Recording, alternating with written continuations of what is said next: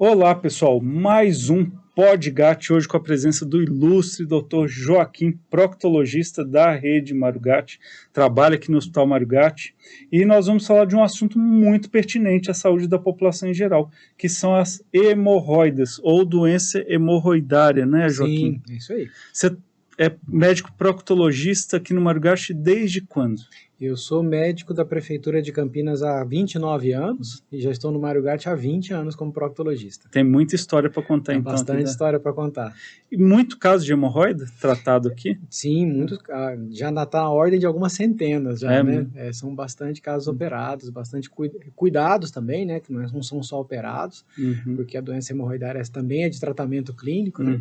Mas nesses 20 anos aí de Hospital Mário Gatti, bastante doença hemorroidária operada, tratada.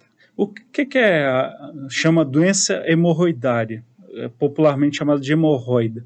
O que é essa doença? É bem pertinente a sua pergunta, porque as pessoas dizem assim, eu tenho hemorroidas, né? Na verdade, hemorroida todo mundo tem. O vaso hemorroidário é uma veia que todo mundo tem ali no ânus, que ela tem uma importância. No ato da evacuação, quando as pessoas vão evacuar, esses vasos eles se enchem de sangue e eles têm essa função de meio que proteger o canal anal das fezes na hora que estão passando, para que não machuquem, para que seja um ato tranquilo, sem dificuldade.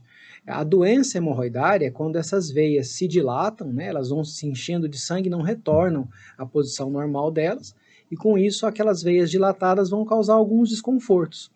E esses desconfortos é que a gente passa a chamar de doença hemorroidária.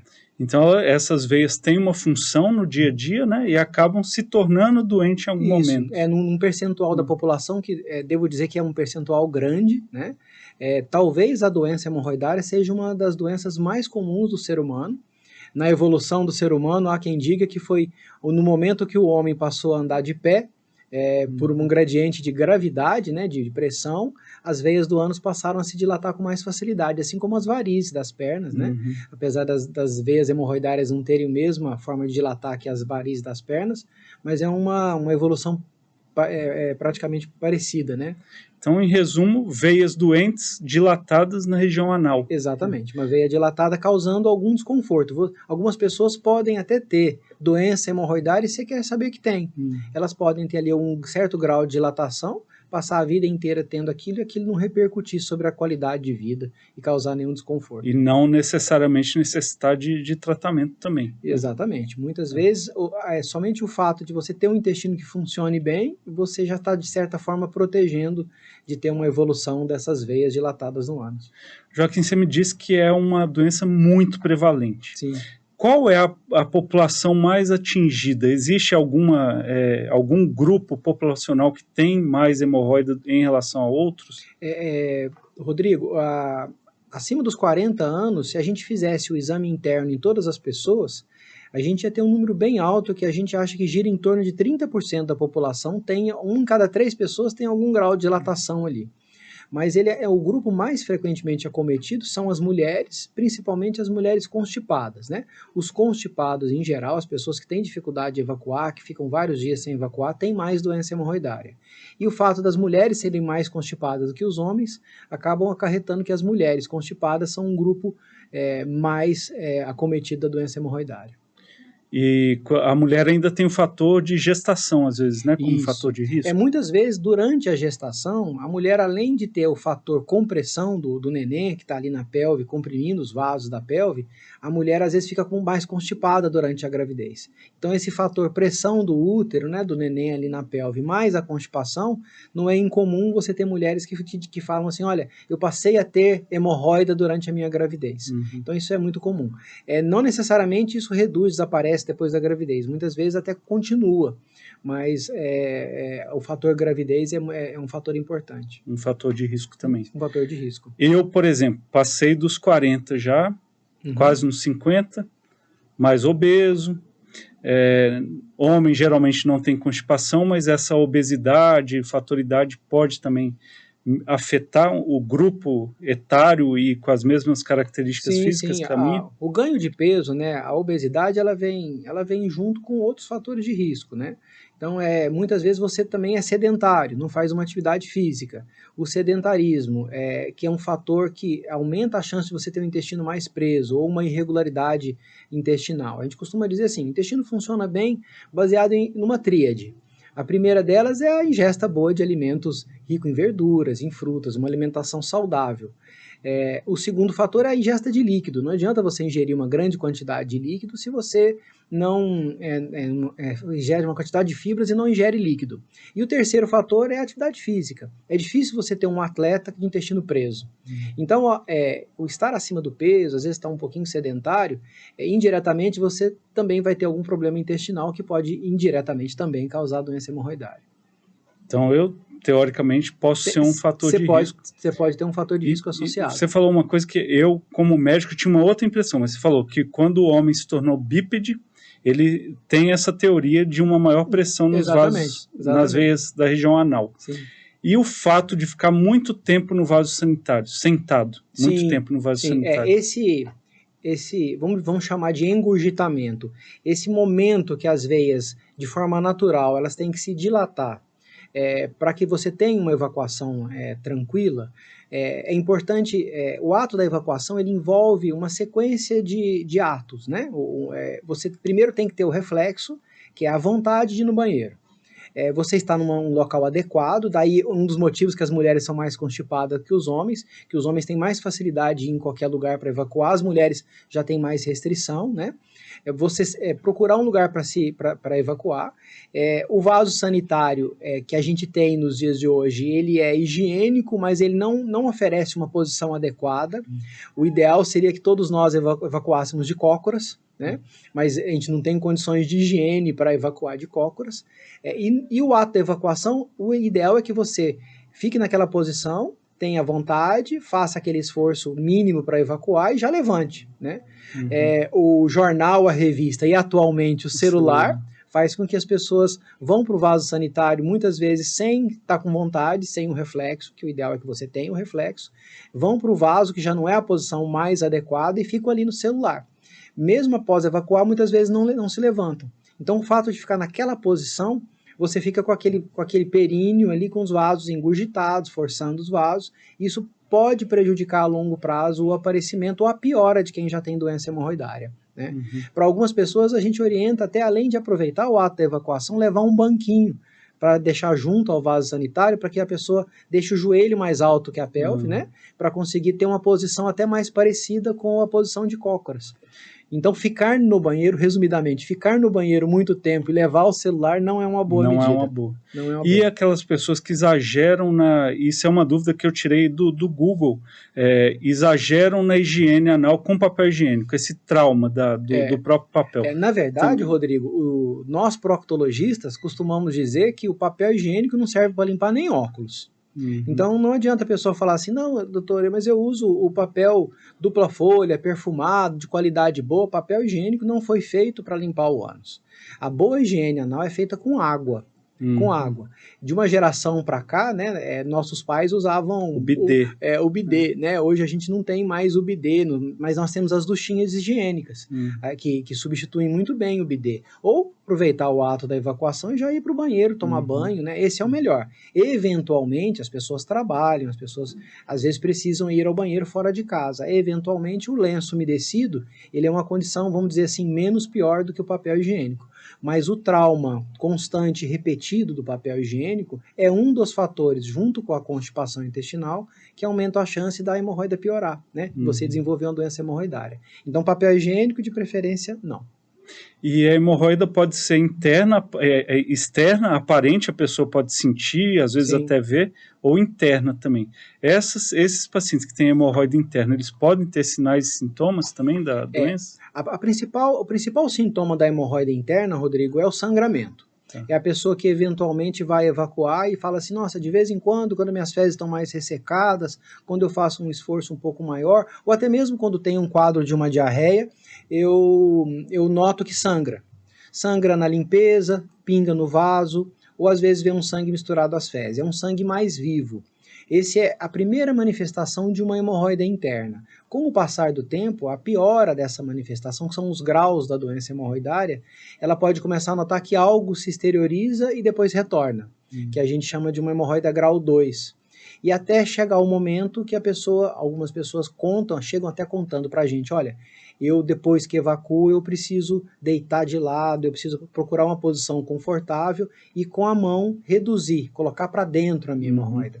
Esse colocar para dentro a hemorroida já é o que a gente chama de um grau 3 e que na maioria das vezes vai precisar de um tratamento cirúrgico. Essa é a manifestação da hemorroida interna. A hemorroida externa, as pessoas chegam dizendo que tem, né? Elas passam a mão e vê que o ânus não está mais lisinho, vamos dizer assim. Elas notam que tem uma pele a mais ali. Essa é a hemorroida externa. A hemorroida externa é mais fácil de se diagnosticar, sabe? Além disso, pode sentir dor, alguma coisa assim ou não? Não é? O sangramento é o mais frequente mesmo. O que é muito importante, esses espaços de conversa são importantes por causa disso, né? A gente desmistificar algumas situações. Para a grande maioria da população, tudo que dói, sangra, incomoda no ânus é hemorroida, né? A doença hemorroidária, ela raramente aparece como o primeiro sintoma a dor. A dor não é o sintoma principal. Ela vai ter dor quando você tem uma trombose, quando você tem um processo infeccioso associado, quando ela se exterioriza e não reduz, que é o caso da doença hemorroidária avançada. Mas o que dói no ânus geralmente é fissura, né? Que é um cortezinho ali no bordo do ânus que pode aparecer pelos mesmos fatores que a hemorroida. Uma evacuação mais difícil, um constipado, um uso crônico do papel que machuca. Então, o recado que a gente quer dar é o seguinte, nem tudo que dói e sangra no ânus é hemorroida, né? Por isso que é importante diferenciar, porque outras coisas, por exemplo, uma doença maligna no ânus pode também dar um sangramento e muitas vezes demorar para procurar o médico, e às vezes que é hemorroida, é uma hemorroida, é uma doença, é um câncer de reto, um câncer de ânus, né? E qual o tratamento para esses casos? Vamos pensar primeiro no caso mais leve. O paciente que tem hemorroida, que ela está aparente, ou é externa, ou interna redutível, qual é o tratamento mais indicado? O tratamento, de longe, o tratamento mais indicado, em mais de 70% das vezes, a doença hemorroidária é uma doença de tratamento clínico. Ela não necessitará de cirurgia. Isso é uma outra coisa importante da gente sempre reforçar, não tenha receio de ir ao médico, porque muitas pessoas têm medo de ir ao médico e ouvir dele que vai precisar operar. Né? E muitas vezes a regularização do hábito intestinal, às vezes usar algum sabonete mais que vai melhorar a qualidade da pele em volta do ânus, você reorientar como é que vai fazer a higiene, que nós falamos agora há pouco, e às vezes até umas situações de usar alguns tipos de pomadas, você vai controlar e evitar um tratamento cirúrgico. A grande maioria das vezes a doença hemorroidária é de tratamento clínico. O tratamento cirúrgico vai se reservar para algumas situações. E, Joaquim, em caso de cirurgia, é uma doença grave, uma cirurgia grande, tem complicações? Sim, o tratamento cirúrgico, Rodrigo, ele é envolto num mito, né, que na verdade acaba não sendo muito mito, é uma realidade, de uma cirurgia que incomoda muito. Nós podemos classificar a cirurgia da doença hemorroidária como uma cirurgia de pequeno porte. Aqui no Mário Gatti, a gente opera muitos pacientes há muitos anos na modalidade de cirurgia ambulatorial. O paciente vem, opera, não sente dor, ele é sedado, ele toma anestesia, ele faz a sua recuperação na sala de recuperação e vai embora para casa. Então é uma cirurgia considerada de pequeno porte. O que gera uma grande ansiedade nas pessoas é que o pós-operatório é chato.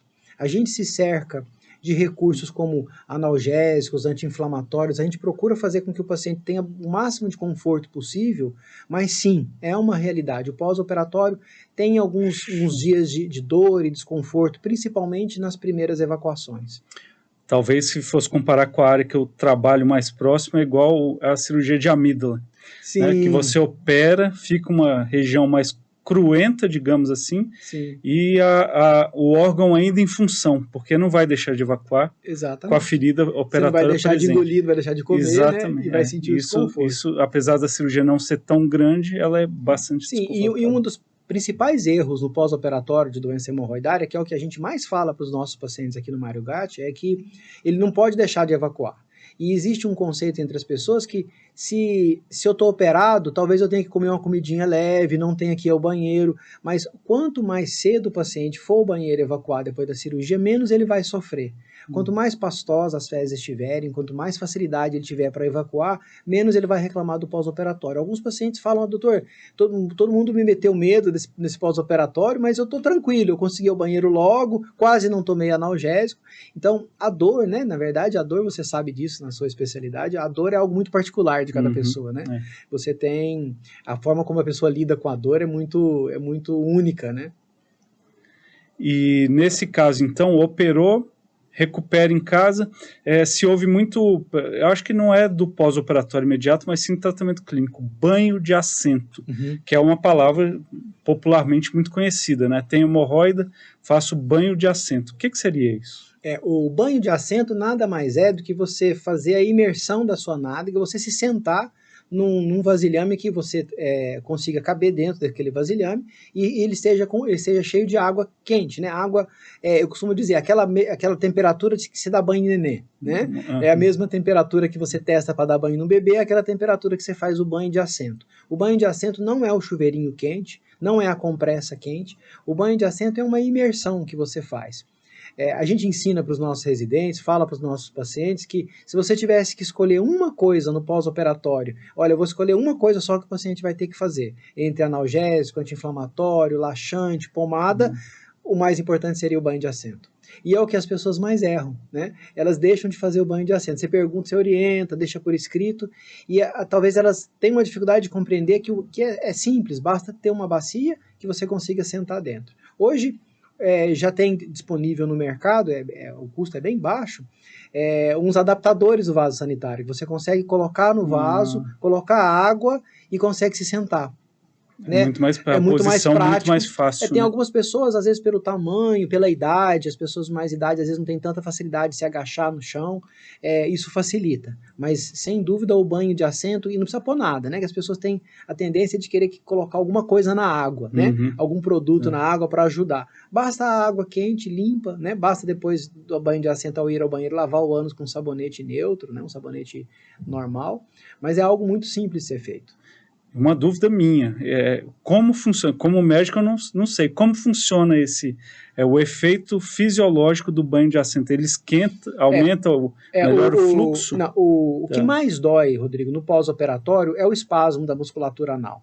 A gente tem 2 músculos ali no ânus que são responsáveis pela nossa continência, por segurar as fezes, que um deles, ele é de musculatura que você domina, que a gente chama de musculatura estriada, que são aqueles músculos que você contrai, que é aquele quando você tem vontade de evacuar, que você contrai para não evacuar.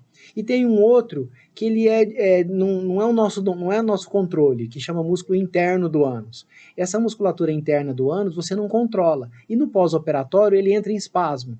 Então quando você faz o banho de assento, aquele calor ele ajuda a relaxar aquela musculatura interna. E só o fato de relaxar a musculatura interna, os pacientes já observam um alívio da dor e do desconforto.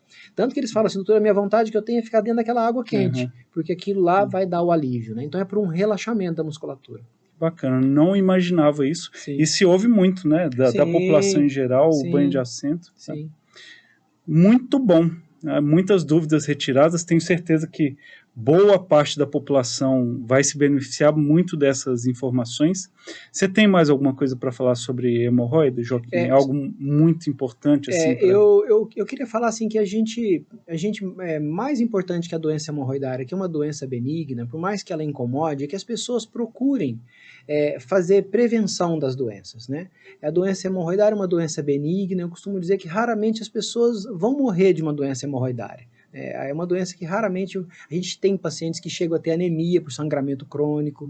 Aqui no Mário Gatti já tivemos assim algumas dezenas de pacientes que precisaram tomar sangue para fazer a cirurgia de hemorroida antes, porque não notam que estão perdendo sangue diariamente, estão convivendo com aquele sangramento e não se dão conta que aquilo está repercutindo sobre a saúde. E a anemia crônica, muitas vezes, ela não é percebida, né? Às vezes uma pessoa que não vê aquela pessoa durante muito tempo, quando encontra, fala, nossa, você está pálido, né? Você não está anêmico, e às vezes é da doença hemorroidária. Mas junto com isso, Rodrigo, sempre é momento da gente falar da prevenção do câncer coloretal. E para nós é muito triste quando um paciente vem nos procurar achando que tem uma doença hemorroidária há muito tempo e ele tem um câncer de reto. Então, a partir dos 45 anos, procure o seu proctologista, procure o seu médico do centro de saúde, que vai saber te orientar, vai saber encaminhar. Se for possível, fazer a colonoscopia de prevenção, né? Porque muitas vezes aquilo que ele chama de doença hemorroidária, que eu falei agora há pouco, nem tudo que sangra no ânus, nem tudo que incomoda é hemorroida, né? E é muito triste você tratar uma doença hemorroidária, vir para tratar uma doença hemorroidária e encontrar um câncer de ânus que lá atrás, alguns anos antes, poderia ter sido prevenido com um exame simples ou com uma colonoscopia. Então, a recomendação é sempre, vamos fazer prevenção. Só que está assistindo a gente, o morador do município de Campinas, ele tem uma suspeita, ele quer fazer o tratamento. Ele deve vir até o pronto-socorro procurar a equipe de proctologia? É porque essa dúvida vai surgir, falar, eu vou até o Mário Gatti porque agora eu quero fazer o exame e ver. Qual seria o fluxo correto desses pacientes? O pronto-socorro não é o local mais adequado para um exame, para um tratamento preventivo, né? O pronto-socorro, obviamente, nós temos uma equipe que inclusive tem retaguarda para cobrir as urgências, né? Que são muitas as urgências que aparecem no pronto-socorro. Infelizmente, a gente tem casos de câncer que a primeira descoberta do caso vai ser quando vier com a obstrução intestinal, por exemplo. Mas existem casos de urgência, né? Com hemorroida que tem um sangramento grande, uma dor muito aguda, o pronto-socorro se presta a isso. Mas o fluxo adequado é procurar o seu centro de saúde de referência, né? O Mário Gatti, ele tem em todas as agendas dos médicos assistentes vagas para a rede, né? O meu ambulatório, que é um ambulatório de doenças oficiais, toda semana tem vagas para a rede. Então, o fluxo correto é procurar o seu médico do centro de saúde, que vai saber te orientar e vai fazer o encaminhamento para a gente. Esse é o fluxo correto. Obviamente, numa situação de urgência, o pronto-socorro está à disposição e a gente vai ser acionado.